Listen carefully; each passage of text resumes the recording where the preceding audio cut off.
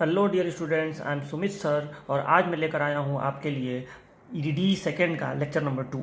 देखिए, EDD second के lecture number 1 में हम लोगों ने चैप्टर नंबर 1 की शुरुआत की थी, कॉन्टैक्टर कंट्रोल सर्किट। पिछले वीडियो लेक्चर में हम लोगों ने direct online starter 3 phase induction motor का अध्ययन किया था और उसका कंट्रोल सर्किट बनाया था।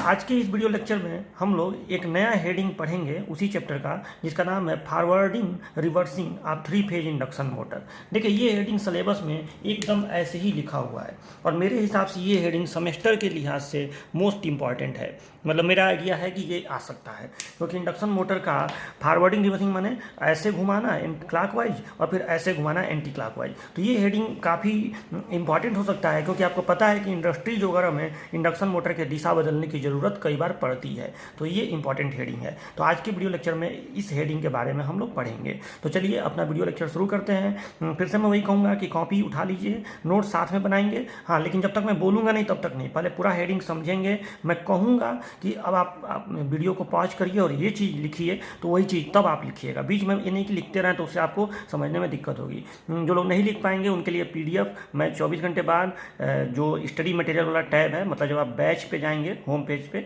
बैच रहता है ना नीचे, तो बैच पे जाएंगे, फिर अपने बैच को सेलेक्ट करेंगे, इलेक्ट्रिकल फाइनल ईयर, और फिर उसमें अंदर जाएंगे तो आपको ऊपर टैब दिखेगा, ओवरव्यू, अटेंडेंस, असाइनमेंट करके लास्ट में स्टडी मटेरियल होगा, उसी में PDF आपको मिल जाएगा। ठीक है, लेकिन मैं PDF बाद में अपलोड करूँगा, अभी आपको खुद लिखना है, कोशिश करिए खुद लिखने की। ठीक है, तो चलिए अपना वीडियो लेक्चर शुरू करते हैं। हेडिंग सब लोग तो कापी पे लिख लीजिएगा, forwarding reversing of 3 phase induction motor. इसका हिंदी क्या हुआ कि 3 फेज इंडक्शन मोटर का फॉरवर्डिंग और रिवर्सिंग। देखो, हिंदी बस ऐसे ही बोलना पड़ेगा, मतलब इसको हिंदी में कहेंगे तो ऐसे बोलेंगे, 3 फेज इंडक्शन मोटर की दिशा बदलना, घूमने की दिशा बदलना। अच्छा, आपको ये हेडिंग सुनने पर लग रहा होगा कि सर ये तो बहुत आसान हेडिंग है, घूमने का दिशा बदलना तो हम वही फेस सीक्वेंस चेंज कर देंगे। मतलब आपको इतना तो देखो, ये जो सब्जेक्ट मैं पढ़ा रहा हूँ ना, ये जो कॉन्टैक्टर कंट्रोल सर्किट चैप्टर है, इसको पढ़ने के लिए मैं ये मान के चलूँगा कि आपको इन 3 फेज इंडक्शन मोटर का पूरा कॉन्सेप्ट पता है। ठीक है, और इतना तो जरूर पता होगा कि 3 फेज इंडक्शन मोटर के घूमने की दिशा बदलने के लिए फेस सीक्वेंस को बदलना पड़ता है। मतलब जो फेस सीक्वेंस 2 प्रकार का होता है ना, RYB और RBY। तो फेस सीक्वेंस अगर आप बदल देते हैं तो मोटर के घूमने की दिशा बदल जाती है। फेस सीक्वेंस कैसे बदलते हैं? तो ये मोटर है, सपोज ये मोटर है, और इसमें जो 3 तार निकले हुए हैं वो ऐसे कनेक्टेड हैं, ऐसे। ठीक, मतलब ये जो 3 तार हैं ये RYB से कनेक्टेड है, तो फेस सीक्वेंस हो गया RYB। अब किन्हीं भी 2 तारों का आप अगर कनेक्शन चेंज कर दें, मतलब इसको R से रहने दें और इसको अगर आप इस पे कर दें और बीच वाले को नीचे कर दें यहाँ पे, मतलब किन्हीं भी 2 तारों का आपस में कनेक्शन खाली उल्टा कर दें। देखो, रियलिटी में यहाँ पे नहीं करना पड़ेगा, आपको मोटर के पास ही चेंज करना पड़ेगा। मतलब ये जो तार आया है यहाँ पे, उसको यहाँ पे जोड़ दो और इस तार को यहाँ पे जोड़ दो, तो आपका मोटर के घूमने की दिशा बदल जाएगी। क्यों ऐसा होता है, इसका कारण तो खैर अभी बहुत नहीं बताएंगे, लेकिन इतना बताएंगे कि आपको 3 फेज इंडक्शन मोटर में पता है कि रोटेटिंग मैग्नेटिक फील्ड पैदा होता है, RMF पैदा होता है। इतना तो सबको पता है ना कि रोटेटिंग मैग्नेटिक फील्ड पैदा होता है। तो होता क्या है कि जब आप फेज सीक्वेंस चेंज करते हैं तो ये घूमने की दिशा, रोटेटिंग मैग्नेटिक फील्ड के घूमने की दिशा बदल जाती है, और जिस दिशा में ये घूमता है उसी दिशा में इंडक्शन मोटर का रोटर भी घूमता है। ठीक, तो इसीलिए फेज सीक्वेंस जब आप चेंज करते हैं तो घूमने की दिशा बदल जाती है। तो अब आपको लग रहा होगा कि सर तो यही काम हम हमेशा कर देंगे कि 2 तारों का बदल देंगे। मतलब जो हमारा इंडक्शन मोटर है, जो ये 3 तार आए हुए हैं ऊपर से सप्लाई से, तो इन 2 तारों का आपस में बदल देंगे। चाहे इन 2 तारों का बदलेंगे, एक चीज़ ध्यान दीजिएगा, किन्हीं भी 2 का ही बदलेंगे। ये नहीं कि आप इन दोनों का ही बदल दिए, इन दोनों का, तब नहीं होगा, तब नहीं घूमने की दिशा बदलेगी। या तो इसका इसके साथ बदलिए, इसका इसके साथ बदलिए, इसका इसके साथ, इसका इसके साथ, या तो इसका, मतलब किन्हीं भी 2 तारों का आपस में इंटरचेंज कर दीजिए, तो आपका घूमने की दिशा बदल जाएगी। अगर इस वाले में ऐसे घूम रहा है तो जब दिशा बदलेंगे तो ऐसे घूमेगा, जाहिर सी बात है। इसी को रिवर्स करना कहते हैं। अगर आप इसको फॉरवर्ड कह रहे हैं तो इसको आप रिवर्स करना कहेंगे, सीधी सी बात है। तो ऐसे हम लोग चेंज करेंगे। तो अब आपके दिमाग में आ रहा होगा कि सर तो तार बदलने से हो जाएगा, तो आप इतना मेहनत क्यों करने जा रहे हैं? तो देखो, इंडस्ट्रीज वगैरह में हम लोग ऐसे थोड़े ही करते रहेंगे कि तार जाके बदलेंगे। यार ये सब तो परमानेंट कनेक्शंस होते हैं। ठीक है, इसको बार बार खोलना बंद करना ये सब थोड़ा ही होता है। वो तो टर्मिनल लूज हो जाएगा, बहुत सारी समस्याएं आएंगी। तो इसके लिए हम लोग क्या करते हैं, हमको अपने पास एक कंट्रोल रूम चाहिए, वहाँ पे एक छोटा सा हमारे पास बटन वगैरह हो, हम फॉरवर्ड बटन दबाएं तो ऐसे चले और रिवर्स बटन दबाएं तो ऐसे चले। बस ये चीज़ आपको बताना है, मतलब इस चैप्टर में इस आपको कंट्रोल सर्किट का डायग्राम बताना है कि कौन सा ऐसा सर्किट होगा कि आप बटन दबाएं पुश बटन ऐसे चलने लगे, कौन सा ऐसा बटन दबाएं तो ऐसे चलने लगे, मतलब उसका सर्किट कैसा होगा आपको ये बताना है। मोटर को कंट्रोल करने का जो ये सर्किट होगा दिशा बदलने वाला, वो सर्किट आपको यहाँ पे समझाना है, न कि आपको ये सब बताना है कि मतलब उसका मोटर का क्या होता है, वो अंदर का कुछ नहीं, वो सब मशीन सेकंड में आप पढ़े हैं, ठीक है। यहाँ पे बस आपको कंट्रोल सर्किट बताना है, ये कंट्रोल सर्किट कैसा होगा। तो देखिए कैसे ये कंट्रोल सर्किट बना हुआ है। डायग्राम में आप देखिए तो मैंने दो तरह का डायग्राम बनाया हुआ है, एक मैंने पावर डायग्राम बनाया हुआ है, एक स्कीमेटिक डायग्राम बनाया हुआ है। देखिए टोटल 3 तरह के डायग्राम बनते हैं, पावर, स्कीमेटिक और वायरिंग डायग्राम कभी कभी बनाते हैं। जनरली हम लोग सबसे ज़्यादा फेमस तो ये होता है, मतलब एग्जाम के पॉइंट ऑफ व्यू से या समझने के पॉइंट ऑफ व्यू से स्कीमेटिक सबसे अच्छा होता है। पावर भी ठीक होता है और ये पावर फ्लो को बताता है, और वायरिंग डायग्राम तो बहुत रेयर बनाते हैं कॉपी पर, क्योंकि देखो बनाते हैं, आप रियल में इंजीनियर बन जाएंगे तो साइट वगैरह पे तो वही डायग्राम काम आता है, लेकिन अगर आपको समझाना हो, किसी को समझना हो कोई काम, तो ये डायग्राम सबसे अच्छा होता है, ठीक है। लेकिन मैं यहाँ पे दोनों बनाया हूँ, वो मैं बताऊँगा, कभी कभी केवल यही बनेगा और कभी कभी वायरिंग भी कभी कभी बनाना पड़ेगा। ये तो जरूर बनता है स्कीमेटिक डायग्राम, ये तो बनाना ही पड़ता है एग्जाम के पॉइंट ऑफ व्यू से, या आपको समझना हो या समझाना हो कैसे काम हो रहा है। तो देखो सबसे पहले पावर डायग्राम देखिए। इस पावर डायग्राम में हम लोग बस यहाँ इतना ही करेंगे। सबसे पहले ये तो देख लीजिए कि हमारा 3 फेज इंडक्शन मोटर है, ऐसे कर दिए, मोटर 3 फेज लिख दिए यहाँ पे। अब देखो इसको सप्लाई देना है, तो सप्लाई कैसे आएगा, तो सबसे पहले तीनों तार आएंगे और उसके बाद ये जाएंगे फ्यूज स्विच यूनिट में। ये देखो फ्यूज स्विच यूनिट क्या होता है, जब फ्यूज और स्विच एक ही साथ प्रयोग किए जाएँ तो उसको फ्यूज स्विच यूनिट कहते हैं। जब अलग अलग प्रयोग किया जाए, मतलब इसको आप चाहें तो ऐसे ही बना सकते हैं कि पहले फ्यूज और बाद में ऐसे स्विच, ऐसे भी आप बना सकते हैं, और एक साथ भी बना सकते हैं। इसको कहेंगे फ्यूज स्विच यूनिट। जब आप इसको एक साथ बना देंगे तो ये फ्यूज स्विच यूनिट हो गया। तो ऐसे भी आप बना सकते हैं। तो थोड़ा सा डायग्राम को सिंपल रखने के लिए मैंने एक साथ फ्यूज स्विच यूनिट को बनाया हुआ है, तो उससे आपको कंफ्यूज नहीं होना है, ठीक है। तो ये हो गया फ्यूज स्विच यूनिट। एक सिंपल बात है कि ये मैनुअल स्विच है, जाके उसको ऑन कर दो, 3 फेज स्विच है, एक साथ तीनों जाके कनेक्ट हो जाएंगे, और जब कनेक्ट हो जाएंगे तो मोटर को सप्लाई मिलेगी। अभी थोड़ी देर बाद बताऊंगा कैसे मिलेगी, तो सप्लाई मिलेगी। और ये मैनुअल स्विच होगा, मतलब आपको जब भी अपना फैक्ट्री चालू करना होगा, जब भी मोटर को चालू करना होगा, तो इसको आप मैनुअली जाके ऑन कर देंगे, और फिर बटन से आपका काम होगा, पुश बटन से दबाएंगे तो ऐसे चलेगा, फिर दबाएंगे रिवर्स वाला तो ऐसे चलेगा, ठीक है। तो ये तो मैनुअल एक स्विच रहता है, ठीक है। तो ये हो गया। उसके बाद ये देखो 3 तार आ रहे हैं और तीनों कॉन्टेक्टर में जा रहे हैं, ठीक है। ये कॉन्टेक्टर का कॉइल है। एक कॉन्टेक्टर का नाम मैंने दिया है एफ, जो फॉरवर्ड में चलाएगा, और एक कॉन्टेक्टर का मैंने नाम दिया है आर, जो रिवर्स में चलाएगा, ठीक है। मतलब जब ये कॉन्टेक्टर एनर्जाइज होगा, ये कॉइल है ना, तो जब ये एनर्जाइज होगा तो इन सबको खींचेगा, तो ये इससे सट जाएगा, ये इससे क्लोज हो जाएगा, ये इससे क्लोज हो जाएगा। ये सब नॉर्मली ओपन कॉन्टैक्ट हैं सर। डायग्राम में हमेशा नॉर्मल वाला कॉन्टैक्ट दिखाते हैं, नॉर्मल वाला पोजीशन दिखाते हैं, ठीक है। तो ये सब नॉर्मली ओपन कॉन्टैक्ट है। जब ये एनर्जाइज होगा तो ये सब आके सट जाएंगे, क्लोज हो जाएंगे। नॉर्मली ओपन कॉन्टैक्ट हमेशा क्लोज होता है, और जब ये रिवर्स वाला एनर्जाइज होगा तो ये सब क्लोज हो जाएंगे, ठीक है।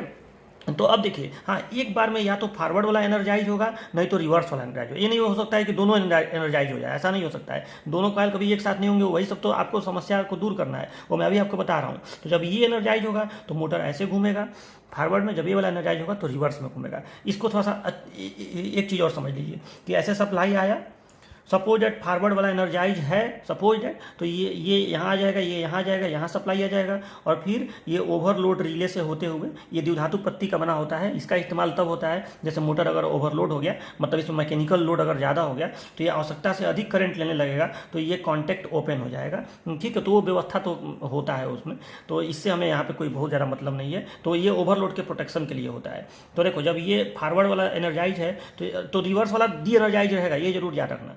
तो ये सारे कॉन्टैक्ट क्लोज हो जाएंगे। जब ये क्लोज हो जाएंगे तो धारा जो है यहाँ से सीधे यहाँ तक आ जाएगा, और OLR से होते हुए इसको मिल जाएगा, और इसको 3 फेज सप्लाई मिलेगा। तो ये ऐसे मान लो ये डायरेक्शन फॉरवर्ड है, मतलब इस डायरेक्शन को आप फॉरवर्ड मान लीजिए, तो मोटर जो है फॉरवर्ड दिशा में ऐसे ऐसे घूमने लगेगा, ठीक। और ये बताओ जब ये डी एनर्जाइज हो जाए, और अगर ये एनर्जाइज हो जाए तो ये प्लंजर को ऐसे खींचेगा, तो ये कॉन्टैक्ट इससे क्लोज हो जाएगा, ये कॉन्टैक्ट इससे क्लोज हो जाएगा, ये कॉन्टैक्ट इससे क्लोज हो जाएगा। तो अब देखो जरा सा, देखो कैसे फेज सीक्वेंस चेंज हो जाएगा। आप ध्यान से देखिए, ये देखो, ये आर, ठीक। सप्लाई मतलब सप्लाई ऐसे आएगा तो नीचे तो आएगा नहीं क्योंकि ये खुला हुआ है, तो सप्लाई ऐसे आया तो ये वायर देखो यहाँ पे चला गया आर, और ये इससे क्लोज हो जाएगा, तो ये देखो कहाँ पहुँच गया, ये यहाँ पे पहुँच गया। मतलब आप ध्यान से देखिए, चलो पहले नीचे से शुरू करते हैं। यहाँ पे फेज सीक्वेंस जो है, थोड़ा सा यहाँ पे मैंने कनेक्शन को चेंज किया है। अब आप देखिए कि जब यहाँ पे जब ये वाला कॉन्डक्टर डी एनर्जाइज रहेगा और ये एनर्जाइज होगा, तो उस कंडीशन में आप देखिए ये आर वाला वायर है, मतलब यहाँ से सप्लाई आया, यहाँ से सप्लाई आया, ये क्लोज मान के चलना है आपको क्योंकि एनर्जाइज है, तो ये आर वाला इस पे आया, तो आर को इस मोटर का आर ये है, तो इस पे सप्लाई पहुँच गई। अच्छा वाई का देखो, तो वाई का ये इधर आया, और ये देखो ये वाई वाला यहाँ आया, ये क्लोज है तो ये इस पे आएगा, और इस पे आके देखो ये कहाँ गया, ये गया बी पे। तो कहीं ना कहीं वाई वाला बी से जुड़ गया कि नहीं, मतलब आप ऐसे समझिए कि ये वायर अब यहाँ जुड़ चुका है, बात समझ रहे हो ना। और इसी तरह से देखिए ये जो बी वाला तार है ये देखो वाई पे जाएगा, ये बीच वाले पे जाएगा, देखो ऐसे आया, ये यहाँ आया, यहाँ से यहाँ आया, और ये देखो ये यहाँ आया, ठीक। तो कॉन्टेक्टर में हम लोग पहले ही से ऐसे तार जोड़े रहेंगे, ठीक, और ऊपर से भी ऐसे जोड़े रहेंगे, बस ये क्लोज होगा अगर तो यहाँ फेज सीक्वेंस चेंज हो जाएगा, यानी यहाँ जो आर वाई बी था वो आर बी वाई हो जाएगा, और मोटर की घूमने की दिशा बदल जाएगी। तो बात समझ में आया। मतलब मेन बात हमारा ये है कि जब यह कॉन्टेक्टर एनर्जाइज होगा तो ये कॉन्टेक्ट क्लोज होंगे, ये तब डी एनर्जाइज रहना चाहिए, ठीक, और मोटर जो है फॉरवर्ड दिशा में घूमेगा। और जब ये कॉन्टेक्टर एनर्जाइज होगा तो ये डी एनर्जाइज रहना चाहिए और मोटर का रिवर्स दिशा में घूमेगा। तो ये सारा काम हम कैसे करेंगे, इसमें कुछ ऑक्सिलरी कॉन्टैक्ट भी होंगे, जैसे कॉन्टैक्टर में कुछ ऑक्सिलरी कॉन्टैक्ट भी इस साइड में दिखाए जाते हैं, लेकिन देखो वो सब पावर डायग्राम में नहीं दिखाया जाता है, वो सारा चीज़ स्कीमेटिक डायग्राम में दिखाया जाता है। पुश बटन क्या करेगा, कैसे काम करेगा, वो सारा चीज़ आपको इसमें दिखाना है। जैसे मैं अभी बोल रहा हूँ कि जब ये एनर्जाइज होगा तो ये डी एनर्जाइज रहना चाहिए, ये सब आप कैसे करेंगे। कोई जाके इसका भी बटन दबा दे, इसको भी एनर्जाइज कर दे तो हो नहीं जाएगा, लेकिन ऐसा नहीं होगा, ठीक है। अगर मोटर फॉरवर्ड दिशा में घूमेगा, कोई रिवर्स वाला बटन भी दबा दे तो ये एनर्जाइज नहीं होगा। वो सारा चीज़ मैं आपको बता रहा हूँ कैसे, स्कीमेटिक डायग्राम को समझेंगे तब। तो ये पावर डायग्राम तो आपको समझ में आ ही गया होगा, इसमें तो कोई बड़ी बात है नहीं, बस फेज सीक्वेंस से चेंज हो जाएगा। तो मेन मुद्दे की बात याद रखिएगा, जब यफ एनर्जाइज तो मोटर फॉरवर्ड में घूमेगा, और जब यफ डी एनर्जाइज और आर एनर्जाइज होगा तो रिवर्स में घूमेगा।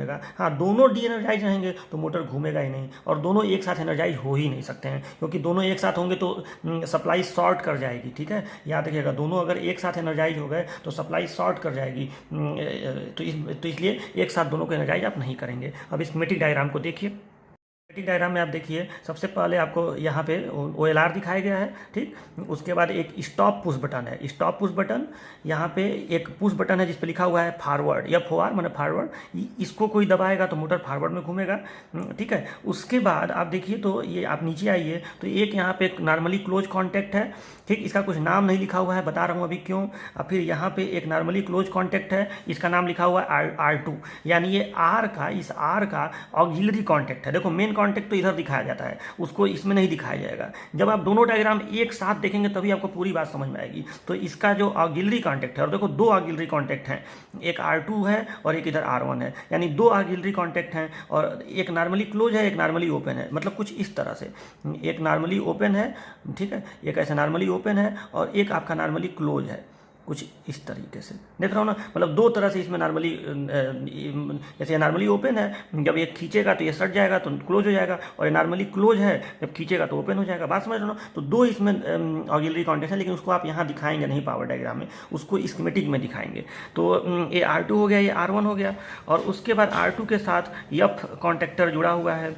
और अब इधर देखिए, इधर इस सर्किट के यहाँ से एक कांटेक्ट आ रहा है जो FOR के पैरेलल में है, ये F1, ठीक। फिर यहाँ पे R1 है, फिर इधर ये पुश बटन लगाया गया है रिवर्स वाला, जो जब कोई दबाएगा तो मोटर रिवर्स में चलेगा। इसके नीचे ये एक नॉर्मली क्लोज कांटेक्ट है, ठीक है। इसका कोई नाम नहीं लिखा हुआ है, वो भी बताऊंगा क्यों ऐसा किया गया है। फिर यहाँ पे नॉर्मली क्लोज कांटेक्ट है F2, मतलब इस कांटेक्टर का भी दो ऑक्सिलरी कांटेक्ट हो गया।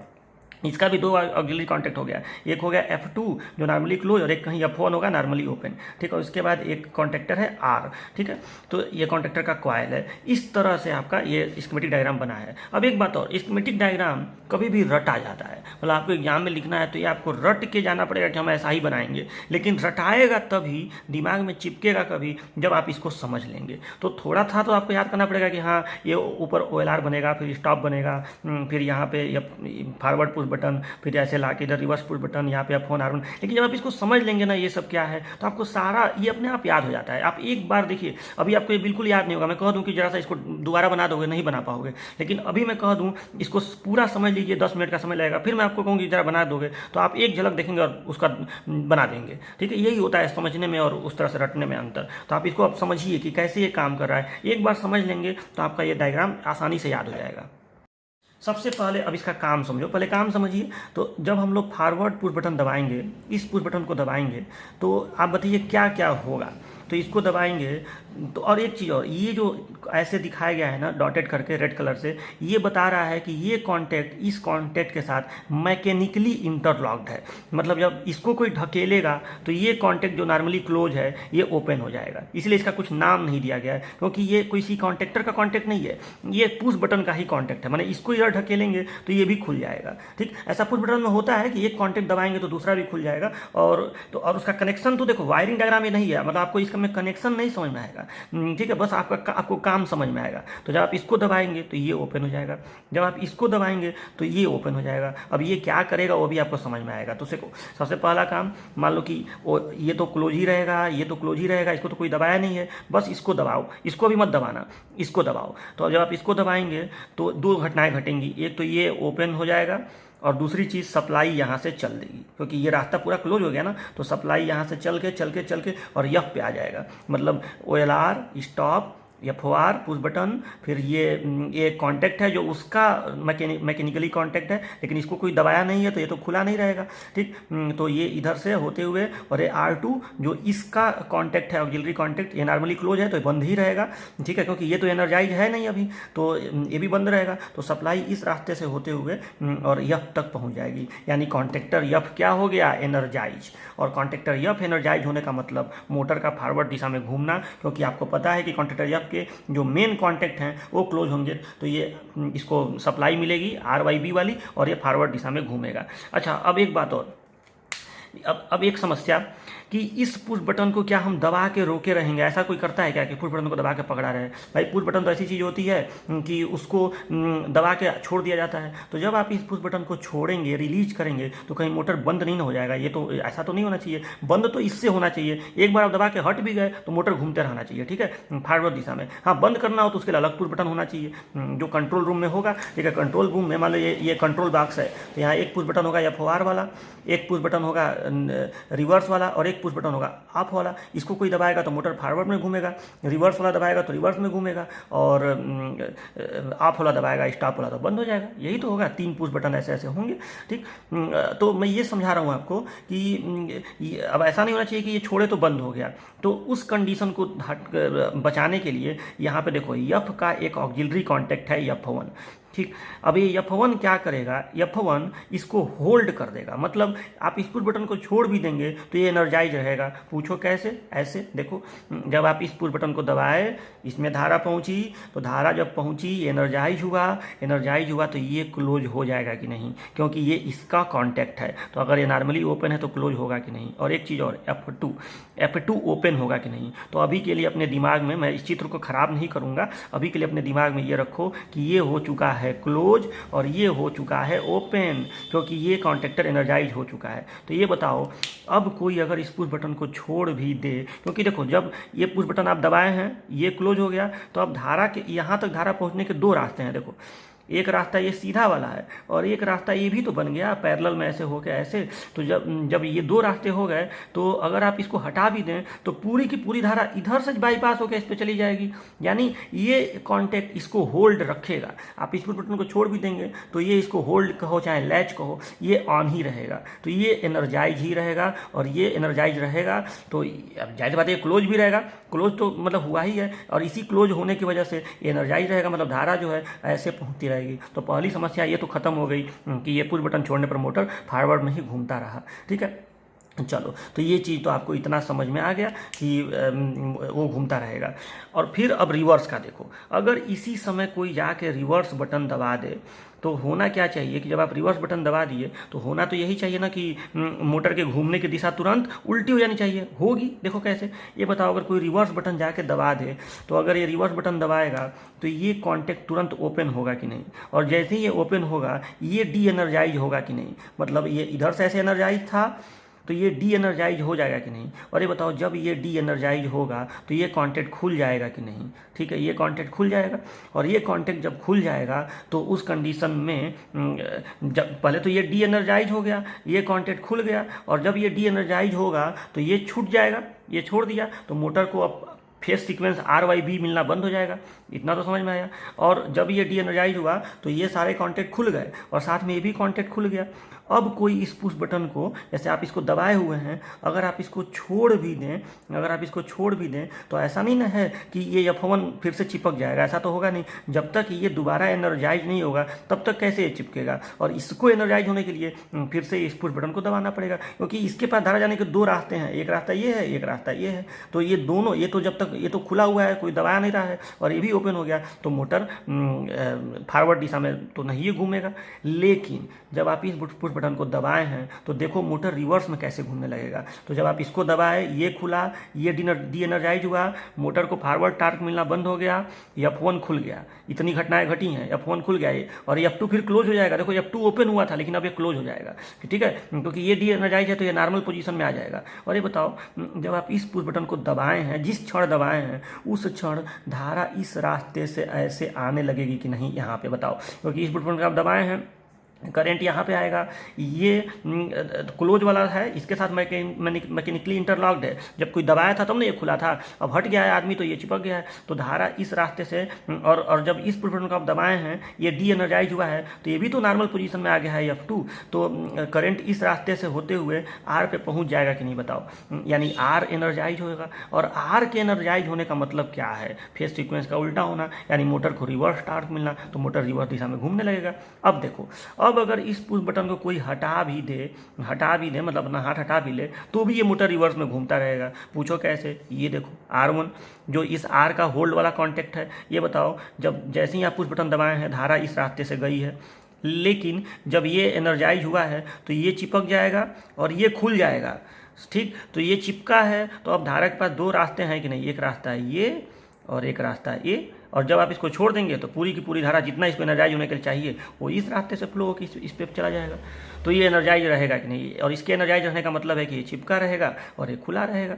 ठीक, तो और अब कोई जाके फिर से फॉरवर्ड दबा दे तो मुझे अब ये समझाने का जरूरत नहीं है, तो मोटर फिर फॉरवर्ड में घूमने लगेगा। हाँ, अगर मोटर किसी भी एक में घूम रहा है, फॉरवर्ड में चाहे रिवर्स में, ये कोई खोले, मान लो फॉरवर्ड में ही घूम रहा है, इसको कोई दबा दे, और जब इसको कोई दबा देगा तो जाहिर बात है ये डी एनर्जाइज होगा, क्योंकि चाहे धारा इसमें जा रही हो चाहे इसमें जा रही हो, जाएगी तो इसी रास्ते से ना। तो जो एक बार ये अगर डी एनर्जाइज हो गया, सब मान लो यही हो गया, तो उसके बाद जब तक कोई इसको दबाएगा नहीं तब तक मोटर ऑन नहीं होगा। समझे बात को, फिर इसको एक बार जाकर दबाना पड़ेगा। तो यही तो होना चाहिए, एक बार पुश बटन दबाओ, बंद हो गया, और उसके बाद जब कोई फॉरवर्ड दबाएगा तो फॉरवर्ड में घूमना शुरू कर देगा, हट भी जाएगा तो घूमता रहेगा, या घूमते ही समय कोई जाकर रिवर्स दबा दे तो उल्टा घूमने लगेगा। ठीक है, हट भी जाएगा तो उल्टा ही घूमने लगेगा, फिर फॉरवर्ड दबाएगा तो ऐसे फॉरवर्ड घूमने लगेगा, स्टॉप कर दे तो बंद हो जाएगा, और अगर ओवरलोड हो तो ये कॉन्टैक्ट खोल देगा, ट्रिप कर जाएगा तो मोटर फिर बंद हो जाएगा। समझे बात को, तो ऐसे ये फंक्शन करेगा। हाँ, अब एक चीज़ का मैं और जवाब दे दूँ आपको, इसका काम तो समझ में आ ही गया होगा कि जब आप फॉरवर्ड दबा रहे हैं तो ये खुल के ही इसको डी एनर्जाइज कर रहा है, और जब आप रिवर्स दबा रहे हैं तो ये इसको खोल के इसको डी एनर्जाइज कर रहा है। तो इसका काम तो भाई जरूरी काम है, कर रहा है। ये R2 और F2 क्यों लगाया गया है, इसका जवाब मैं ज़रा आपको दे दूँ। देखो, ये इसलिए लगाया गया है R2 और F2 कि जब इस पुश बटन को कोई जब इस पुश बटन को कोई दबा रहा है और ये कॉन्टैक्टर एनर्जाइज हो रहा है, तो उस कंडीशन में आप ध्यान दीजिए, ये ओपन हो जा रहा है, क्योंकि ये नॉर्मली क्लोज है, ये ओपन हो जा रहा है। ये ओपन रखना इसलिए ज़रूरी है कि अगर ये ओपन न रहे और कोई अचानक, मतलब मान लो कि आपको पता ही है कि अगर कोई अचानक जाके इसको दबा दे, ठीक है, तो उस कंडीशन में थोड़े क्षण भर के लिए ऐसा हो सकता है कि आर भी ऑन हो जाए। बात समझ रहे हो ना? तो इस समस्या को दूर करने के लिए मतलब हम एकदम रिलैक्स रहेंगे। मैंने आपसे कहा था ना कि जब एफ एनर्जाइज होगा तो आर के एनर्जाइज होने की कोई संभावना न रहे, ठीक? तो उसी संभावना को ये दूर कर रहा है। मतलब जब ये पुश बटन दब के आप हट भी जाएंगे तो ये जब तक एनर्जाइज रहेगा, ये तो खुला रहेगा ना, तो अब आर के एनर्जाइज होने का कोई चांस ही नहीं है। समझे बात को? हाँ, जब इसको कोई दबा देगा, जब इसको कोई दबा देगा तब तो होगा ही, क्योंकि इसको दबाओगे तो ये खुलेगा, ये खुलेगा तो ये डी एनर्जाइज होगा, ठीक?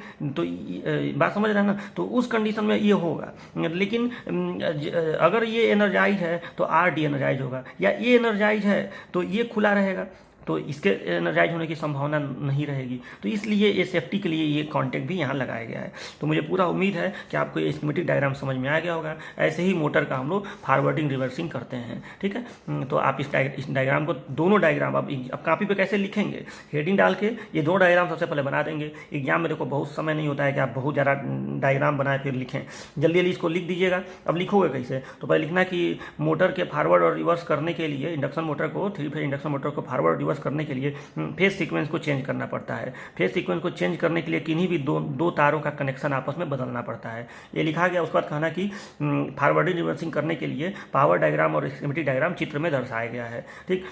पावर डायग्राम का कुछ बताना नहीं है, अब इसको केवल समझाना है कि जब फॉरवर्ड पुश बटन दबाते हैं तो कॉन्टैक्टर एफ एनर्जाइज होता है, ठीक? इस कंडीशन में कॉन्टैक्टर आर डी एनर्जाइज रहता है, जिससे मोटर फॉरवर्ड दिशा में घूमने लगता है।